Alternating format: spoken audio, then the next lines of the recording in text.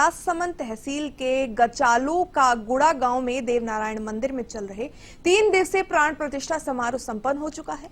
वहीं मंदिर के पुजारियों ने धार्मिक मंत्रोच्चारण के बीच रीति रिवाज से ध्वजा और कलश की शुभ मुहूर्त में स्थापना कराई।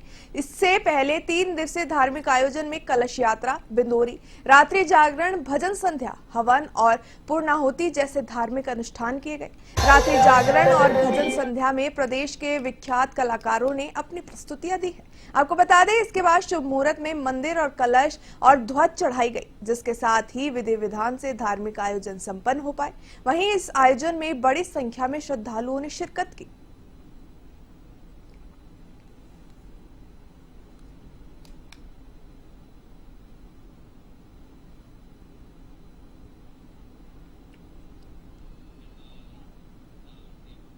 राजसमंद में जिला कलेक्ट्रेट के जॉइंट वीसी कक्ष में जिला स्तरीय जनसुनवाई शिविर का आयोजन किया गया। आपको बता दें, जिला परिषद सीईओ ब्रजमोहन बैरवा समेत जनसुनवाई में समस्त जिला स्तरीय अधिकारी उपस्थित रहे। शिविर में आमजन ने अपनी समस्याएं प्रस्तुत की। शिविर में प्रस्तुत समस्याओं पर सीईआई और ने तुरंत संज्ञान लेते हुए संबंधित विभागों के अधिकारियों को मौके पर ही समाधान के आवश्यक दिशा निर्देश दिए। जनसुनवाई में राजस्थान संपर्क पोर्टल और अन्य माध्यमों से प्राप्त लंबित परिवादों की प्रगति रिपोर्ट भी प्रस्तुत की गई।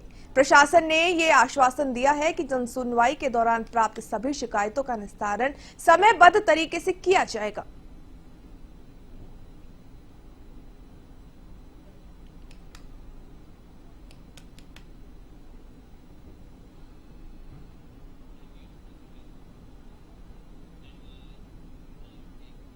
झुंझुनू विधानसभा के उपचुनाव की मतगणना 23 नवंबर को सेठ मोतीलाल कॉलेज परिसर में सुबह 8 बजे शुरू होगी।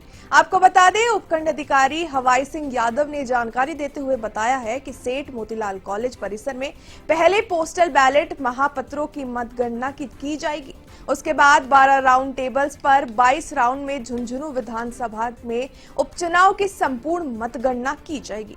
इससे पहले रुझान सुबह 8:45 बजे के आसपास मिलने की संभावना जताई जा रही है।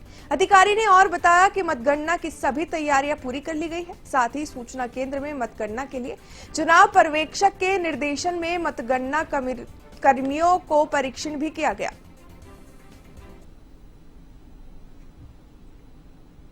उपचुनाव के परिणाम के लिए गिनती का कार्य 23 नवंबर को किया जाएगा। इसके लिए सबसे पहले 8 बजे पोस्टल बैलेट की मतगणना शुरू की जाएगी और उसके आधे घंटे बाद 8:30 बजे ईवीएम की मतगणना शुरू की जाएगी। ईवीएम की मतगणना रूम नंबर 103 सेठ मोतीलाल कॉलेज में होगी, जबकि पोस्टल बैलेट की मतगणना जो है वो रूम नंबर 108 में की जाएगी। ईवीएम के लिए कुल 12 टेबलों पर मतगणना होगी। इसके लिए अपने परिणामों के लिए 22 झुंझुनू विधानसभा सीट के उपचुनाव की मतगणना 23 नवंबर को सेठ मोतीलाल कॉलेज परिसर में सुबह 8 बजे शुरू होगी।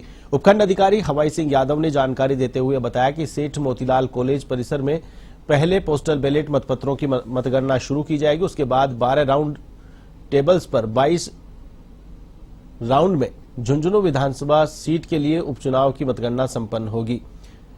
पहले रुझान सुबह 8:45 बजे के आसपास मिलने की संभावना है। आपको बता दें कि मतगणना की सभी तैयारियां पूरी कर ली गई है। सूचना केंद्र में मतगणना के लिए चुनाव पर्यवेक्षक के निर्देशन में मतगणना कर्मियों को प्रशिक्षण भी दिया गया।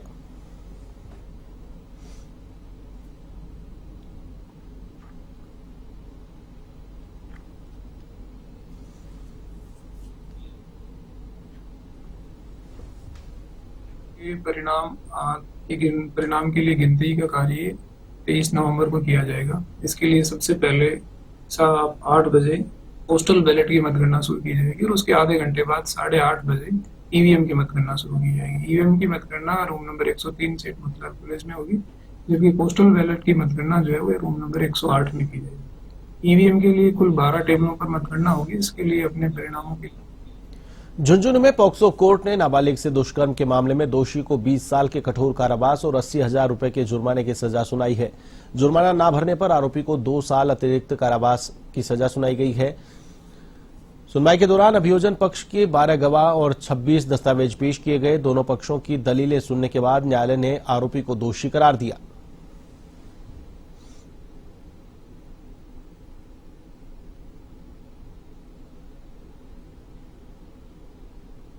पोक्सो न्यायाधीश इसरार खोकर ने एक प्रकरण सरकार कृष्ण कुमार उर्फ संजू था, जिसमें पोक्सो एक्ट की धाराएं थी और उनमें उसको दोषी मानते हुए 20 साल का कठोर कारावास और 50,000 रुपये जुर्माना और जुर्माना नहीं जमा कराने की सूरत में 2 वर्ष का अतिरिक्त साधारण कारावास का आदेश किया, जिसमें प्रोसिक्यूशन की तरफ से मैंने 12 गवाह पेश किए और 26 दस्तावेज प्रदर्शित करवाए।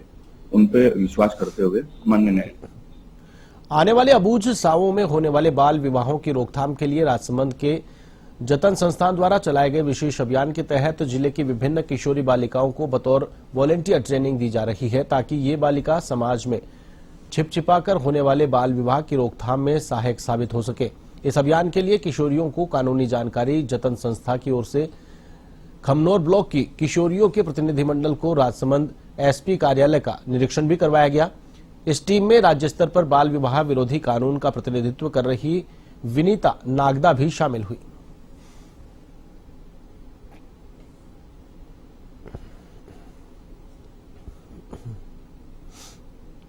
टीम राजसमंद आई है, जहां पुलिस से हम कुछ किस तरह से काम करते हैं, किस तरह से वो काम करते हैं, वो क्या करते हैं और वो पुलिस किस तरह से बने, उनका काम क्या है, ये सब हमने जानकारी ली है।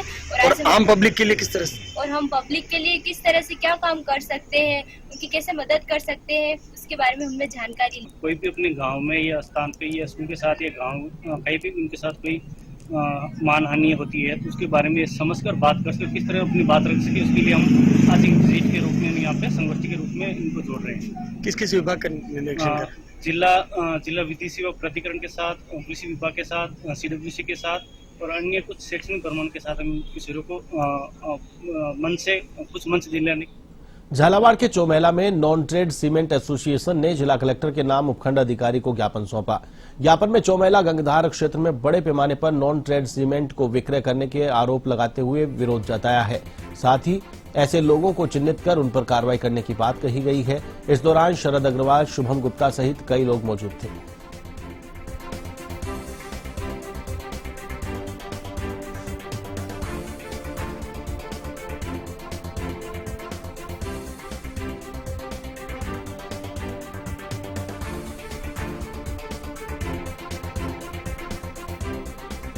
कोटा रिद्धि सिद्धि नगर स्थित चंद्र प्रभु दिगंबर जैन मंदिर में जिनवानी मंदिर की प्रतिष्ठा मुनि आदित्य सागर मुनिराज सत्संग के सानिध्य में हुई। सकल समाज अध्यक्ष विमल जैन नानता और कार्याध्यक्ष जेके जैन ने बताया कि गुरुदेव आदित्य सागर को चातुर्मास पूर्ण कर विदाई पर आध्यात्मिक महाद्युति के अलंकार से सम्मानित किया। उनके ज्ञान तप त्याग की प्रशंसा में सकल दिगंबर जैन समाज ने गुरुदेव के चरणों में प्रशंसा पत्र प्रस्तुत किया। उन्हें आध्यात्मिक महाद्युति उपाधि से अलंकृत किया गया। मंदिर अध्यक्ष राजेंद्र गोधा ने बताया कि गुरुदेव आदित्य सागर ने जिनवानी मंदिर का लोकार्पण किया। विधिवत पूजा गुरुदेव पीयूष प्रसून सतना द्वारा संपन्न कराई गई।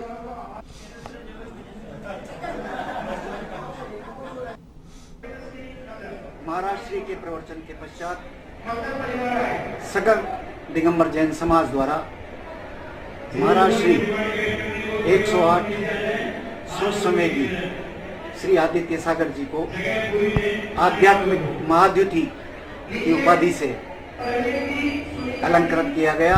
आज हमारे यहाँ पर जिनवानी मंदिर की स्थापना एवं लोकार्पण किया गया, जिसमें दक्षिण भारत से लाए गए 1200, 800, 1000 साल पुराने ताड़पत्र स्थापित किए गए। 5 किलो की जिनवानी जो कि चांदी की बनी हुई है। आदित्य सागर महाराज जी ने जिनवानी मंदिर में जिनवानी स्थापना की, चरण स्थापना किए, चांद मतलब ताड़पत्र, ताम्रपत्र, सोने के पत्र और चांदी के पत्र जिनवानी। खबर नसीराबाद से है, जहां ऐतिहासिक छावनी के रूप में नसीराबाद स्थापना दिवस मनाया है। इस मौके पर 104 साल पुरानी लाइब्रेरी का स्थापना दिवस भी मनाया गया। कार्यक्रम का शुभारंभ मां सरस्वती की पूजा अर्चना के साथ किया गया। मुख्य अतिथि के रूप में एसडीएम देवीलाल यादव मौजूद रहे। एसडीएम ने बताया कि जिस जगह का इतिहास भुला दिया जाता है, वहां का भूगोल बिगड़ जाता है। इन्हीं कारणों को लेकर छावनी का स्थापना दिवस धूमधाम से आयोजित किया गया। वहीं डीएसपी जनरल सिंह ने कहा कि शहर में लाइब्रेरी 100 साल से अधिक पुरानी है, लेकिन इसका वजूद कायम रखने के लिए किसी प्रकार की कमी नहीं आने देंगे। वहीं कार्यक्रम के दौरान शहर की विभिन्न प्रतिभाओं को स्मृति चिन्ह देकर उनको सम्मानित किया गया।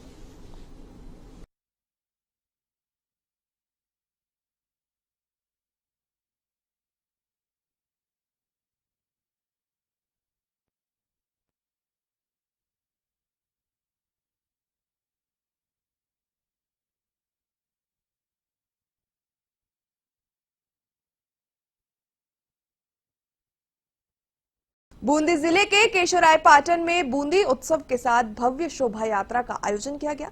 यात्रा में स्कूल के छात्र छात्रा अलग अलग वेशभूषा में नजर आए, तो वहीं गंगा समान माने जाने वाली चरणावर्ती गंगा नदी की आरती के साथ बूंदी उत्सव का समापन किया गया। कार्यक्रम में नगर पालिका अध्यक्ष कन्हैया लाल कराड़, क्षेत्रीय विधायक CL प्रेमी, उपाध्यक्ष प्रतिनिधि के साथ पुलिस जब्ता मौजूद रहा। मां कर्मण्यवती का दीपदान और महाआरती हमारे